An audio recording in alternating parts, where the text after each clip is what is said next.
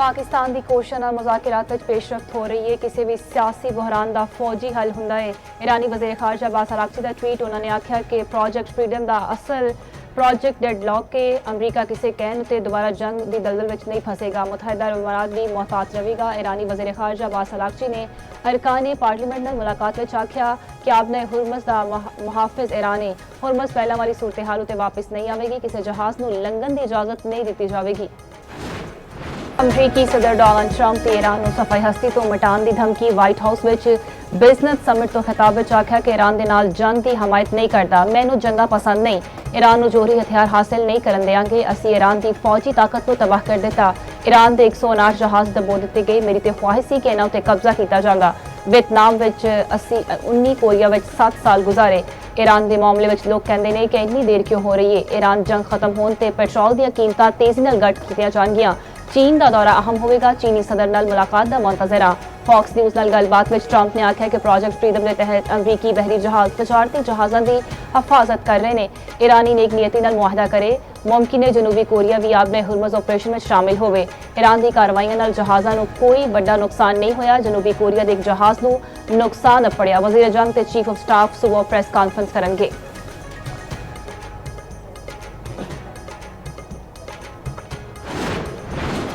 अमरीकी secret service की white house से तकरीब फायरिंग। सीक्रेट सर्विस एहलकार ते फायरिंग करने वाले शख्स को गोली मार दी गई। अमरीकी मीडिया के मुताबिक कुछ वक्त लिए व्हाइट हाउस में लॉकडाउन कर दिया गया। एहलकार का आखना है कि वाकये तो कुछ ही देर पहला नायब सदर का काफिला गुजरिया सी। मशकूक शख्स ने नेड़े खलोते एक नौजवान को गोली मार दी। वाकये की तहकीकात जारी ने।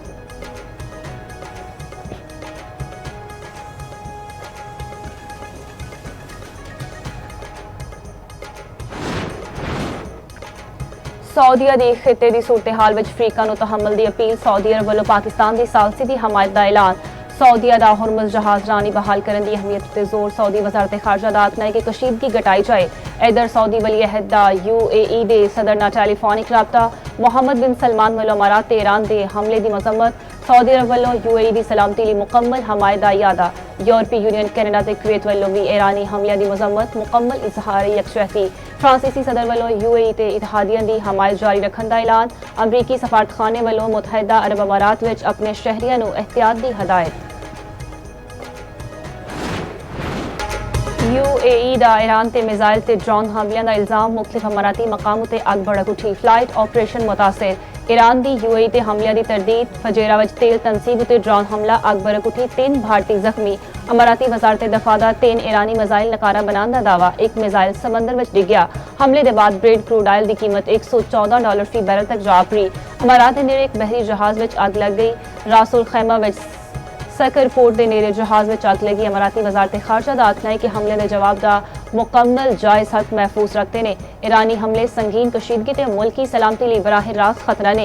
ईरानी फौजी अहदेदार ने आख्या कि अमारात का ईरान के अमाराती ऑयल टैंकर उत्ते भी ड्रोन फायर करने का इल्जाम। कोरियन खबर एजेंसी ने दावा किया कि आबने हुरमज़ विच ईरान ने जनूबी कोरिया के जहाज़ उत्ते हमला किया। हमले में कोई जानी नुकसान नहीं होया।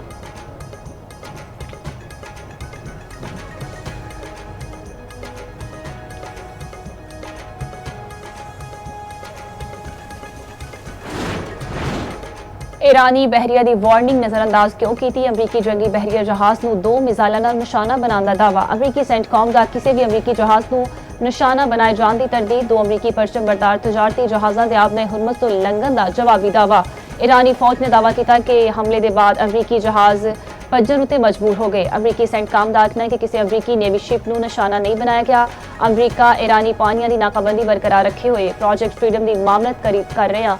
पाकिस्तान इनकलाब ने ईरानी फौज के जेर कंट्रोल आपने हुरमज़ को नक्शा भी जारी कर दिता। नक्शे में ईरानी फौज के कंट्रोल में इलाकों की निशानदेही करदे होया 2 लकीर खिंच दी गई।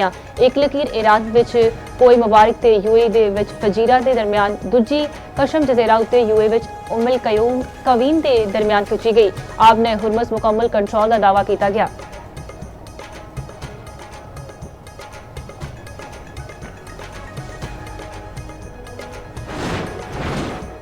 अमरीका का 6 ईरानी छोटी कश्तियां तबाह करने का दावा। आपने हुरमज़ प्रोजेक्ट फ्रीडम का आगाज। अमरीकी सेंटकॉम कमांडर ने आख्या कि तबाह की गई कश्तियां बहरी आमदोरफ्त में रुकावट पा रही सन। ईरानी फोर्सेस अमरीकी फौजी असासियां तो दूर है। ईरान ने आगरे हुरमुज़ के नेड़े तजारती जहाज़ों ते फायरिंग की कोशिश की पर नाकाम रहा। ईरान के क्रूज मिसाइल भी तबाह करने का दावा। आख्या ईरानी हमले का मुकाबला करते रवांगे। ईरानी फौजी हुकाम की ईरानी फौजी कश्तियां डबोन की अमरीकी दावे की तरदीद। आख्या ईरान के किसी छोटी कश्ती को तबाह नहीं किया गया। बरतानवी मैरीटाइम एजेंसी के मुताबिक जहाज़ों की महफूज आमदोरफ्त को यकीनी बनाने लिए अमरीका ने ट्रैफिक सैपरेशन स्कीम के जनूब में एक खसूसी सिक्योरिटी एरिया कायम कर दिता।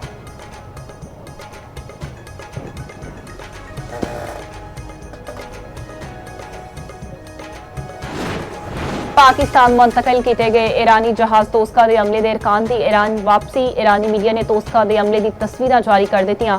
ईरान ने कब्जे में लिता गया ईरानी जहाज MV तोस्का अमले समेत पाकिस्तान के हवाले किया सी। नायब वज़ीर आज़म ते वज़ीर खारजा ने जहाज की तस्दीक की सी। इसहाक डार ने ईरानी वज़ीर खारजा अब्बास अरागची का भी रबता। ईरानी वज़ीर खारजा ने मुखलिसाना सालसी दी कोशिशों ते पाकिस्तान की तारीफ की थी। इसहाक डार दा तामीरी रवाबत के फरोग लिए पाकिस्तान के अज़म का यादा। वज़ीर खारजा इसहाक डार बरतानवी हम मनसब नाल भी टेलीफोन गलबात।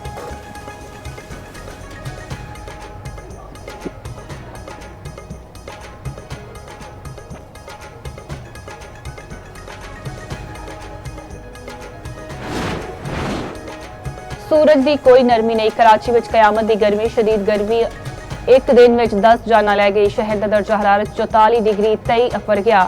कराची गर्मी की शिद्दत 50 डिग्री तक महसूस की गई। कराची के मुख्तलिफ मुकामों पर हीट रिलीफ कैंप्स कायम कर दिए गए। मंगू पीर, गुलशन, हदैत, गिलिफ्टन, बूट बेसन, Liaquatabad number 10, super highway, Jamalpur, Sarjani ते बल्दिया के इलाकों तो लाशा मिलियां।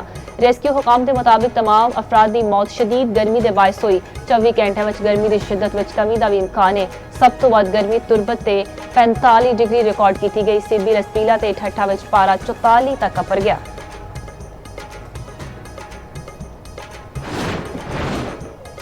लाहौर के मुख्तलिफ इलाकों में किधरे हल्की बारिश ते किधरे तेज बारिश। मौसम खुशगवार हो गया। मरी हुई शदीद बारिश ते यालाबारी। कोटली सतियां में यालाबारी नाल गड्डियां के शीशे टुट गए। फलदार दरख्तां को नुकसान पहुंचा। सरगोदा, समंदरी, शोरकोट, पीर महल, कमालिया, खानीवाल, जंग में भी तेज बारिश। गोजरा ते सराय मुगल में बारिश नाल गंदम की फसल को नुकसान पहुंचा। पेशावर में भी तेज हवावां दा राज। पंजाब, खैबर पख्तूनख्वा, आजाद कश्मीर ते गिलगित में बारिश ते यालाबारी का इम्कान।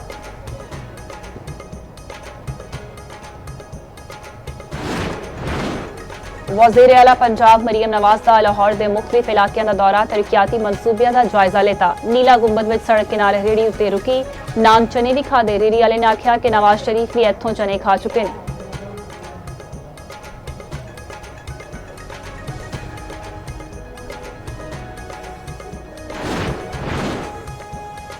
पाक बहरीया दा बहर अरब में इंसानी हमदर्दी की बुनियाद उत्ते रेस्क्यू ऑपरेशन। MV गोतम ते मौजूद 6 भारती एक इंडोनेशिया अमले नूं हंगामी अमदाद की फराहमी। अमान तो भारत जाने वाले MV गोतम में तकनीकी खराबी ते maritime rescue and coordination centre Mumbai ने पाकिस्तान हुकाम ने राबता किया। हंगामी इतला मौसूल होंदियां ही पाक बहरीया ने पाकिस्तान मैरीटाइम सिक्योरिटी एजेंसी के जहाज कश्मीर नूं अमदादी कार्रवाई लिए रवाना किया।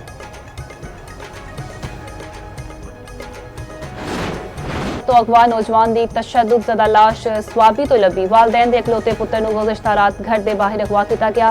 वालिद के मुताबिक मुहल्लेदारां ते घर वालियां ने पुत्र को छड़वाने की कोशिश की थी। अगवाकार ने फायरिंग कर दी। पुत्र को लै गए। वाक़े के फौरी बाद इस्लामाबाद पुलिस ने इतला दी। हुण पुत्र की तशद्दुद ज़दा लाश लभी है।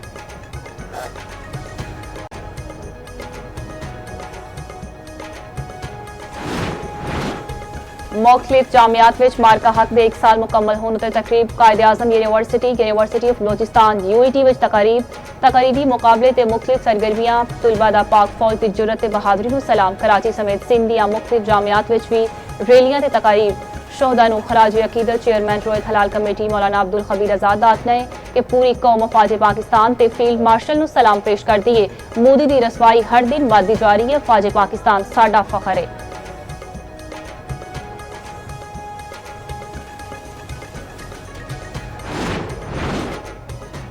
पाकिस्तान बांग्लादेश टेस्ट सीरीज का पहला मैच 8 मई को ढाका में होगा। कौमी टेस्ट टीम का ढाका में पहला training session.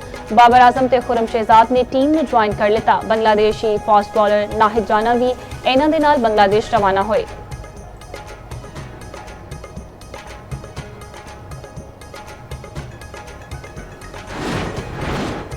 Pakistan women team ਨੇ ਜ਼ਿੰਬਾਬਵੇ ਨੂੰ ਪਹਿਲੇ ਦਿਨ ਦੇ ਵਿੱਚ ਸ਼ਿਕਸਤ ਦੇ ਦਿੱਤੀ। 159 ਰਨ ਨਾਲ ਮੈਚ ਆਪਣੇ ਨਾਮ ਕਰ ਲਿੱਤਾ। 331 ਦੇ ਹਦਫ ਦੇ ਤਾਕੁਬ ਵਿੱਚ ਜ਼ਿੰਬਾਬਵੇ ਦੀ ਟੀਮ 162 ਰਨ ਉੱਤੇ ਢੇਰ ਹੋ ਗਈ।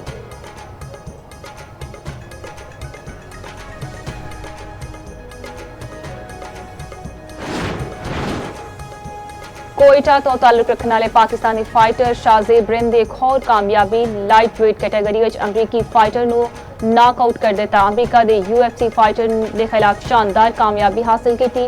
दूजे राउंड में नॉकआउट करके कौमी परचम बुलंद कर दिता।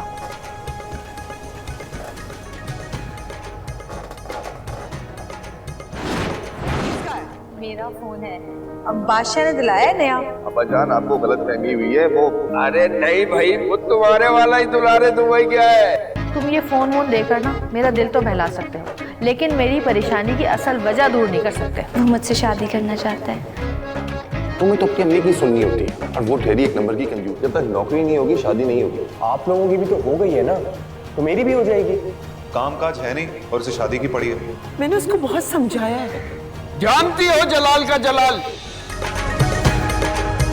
ते मजाक के नाल हालात संगीन रुख इख्तियार करके ड्रामा निकम्मे इंतहाई दिलचस्प मरहले में दाखिल। सास बहू के तनाज़े ने मामलात नूं पचीदा कर दिता। देखो निकम्मे रात शाम 7 बजे सिर्फ एक्सप्रेस एंटरटेनमेंट उत्ते।